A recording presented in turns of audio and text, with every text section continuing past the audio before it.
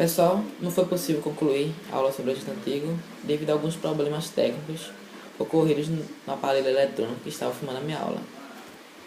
Então, eu estava falando sobre a literatura do Egito Antigo quando acabou o vídeo, a parte 1, do Egito Antigo.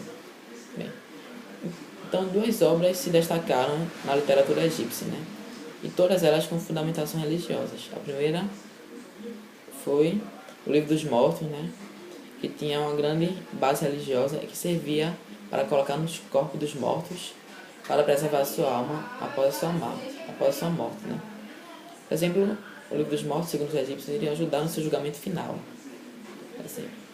E a outra obra da literatura egípcia chamada Hino ao Sol, que foi uma obra composta por Amenófis IV, ou Akenaton, que foi aquele faraó que fez a reforma religiosa no Egito Antigo.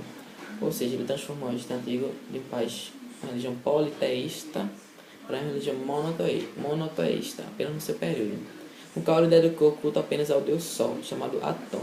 Daí o termo Hino ao Sol, o nome da literatura, Hino ao Sol, sua obra. Bem, agora faltou, para finalizar o Egito Antigo, faltou falar da arquitetura, da pintura e da escultura do Egito Antigo. Em relação à arquitetura, vai destacar as grandes pirâmides, que eram construções grandiosas, magníficas, que tinham mais de 100 metros de altura e que foram os próprios seres humanos que fizeram, porque tem algumas teorias que dizem que foram extraterrestres, mas que, na minha opinião, não passa de uma idiotice, porque realmente foram os grandes egípcios que construíram essas magníficas pirâmides, e que eram templos funerários, também tinham uma grande fundamentação religiosa, que eram templos dedicados aos faraós e sua família também. Outra grande construção da arquitetura egípcia foram as mastabas, que eram templos dedicados aos funerários dos nobres. Ou também foram os hipogeus, que eram escavações feitas nas montanhas que se dedicavam ao funerário de pessoas mais humildes. Outra coisa também, uma curiosidade, é que, com o passar do tempo, devido à escassez de pedras e ao custo nas construções das pirâmides, os próprios faraós começaram a se enterrar nos hipogeus, que eram escavações nas montanhas, como eu já expliquei anteriormente. Só para relembrar. Por exemplo, Tutankhamon foi conhecido como faraó menino, qual sua tumba foi encontrada intacta no Egito. Ele, por exemplo, foi encontrado em um hipogeu, ainda no início do século XX. Bem, acabando a arquitetura agora, vou falar sobre a pintura egípcia, do Egito Antigo. A pintura do Egito Antigo, assim como a arquitetura, também tinha uma grande fundamentação religiosa. Geralmente representava deuses, e em relação às características da pintura egípcia, vale destacar a frontalidade, ou seja, a pintura egípcia pintava os deuses da maneira de perfil,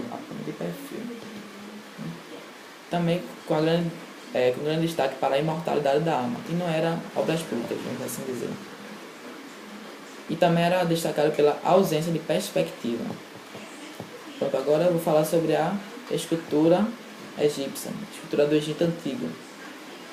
E a escultura do Egito Antigo eram esculturas totalmente resistentes, destacavam nobres, faraós, e que também destacava a posição ereta do indivíduo. Não era que na pintura, que era na posição frontal do perfil, mas sim na escultura, destacava na versão do indivíduo de frente.